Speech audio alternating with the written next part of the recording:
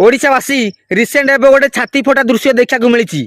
जड़े बुढ़ी मौसी तले गड़िकी कानी पतई भिक मागुंट नवीन बाबू को आ कौन कहते आपण मैंने शुणु आ भिडियोटा को अति मात्रा शेयर करूँ।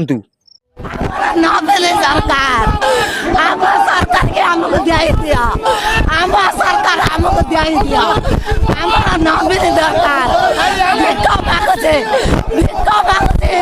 आम सरकार कराई दिया हमें बेटा पागल खाया लगी हमें गाड़ी पागल बिंदिया लगी बेटा इंदिरा आवास पाई पागल आम सरकार दरकार आम नवीन बाबू आम फेराई दो हाथ जोड़ी अनुरोध आम सरकार के फेराई दियो हाथ जोड़ी मांगुची। देखले तो ओडिशावासी बुढ़ी मौसीटीर 25 वर्ष भितर गोटे इंदिरा आवास पैसा दे पारे नवीन बाबू से आज नवीन बाबू आसछन्ती बोलिकी बुढ़ी मौसीटी कानी पतई भिक मागिला भाया नवीन बाबू को घर करिए बोली गोटे इंदिरा आवास पैसा मागुची।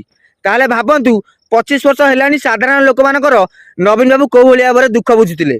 ओडिशावासी मोर रिक्वेस्ट रहा भिडियोटा को अति मात्रा शेयर करूँ कारण नवीन बाबूर असली चेहरा लोक सामना को आसिया दरकार। रही ओडिशावासी जय जगन्नाथ जय श्रीराम।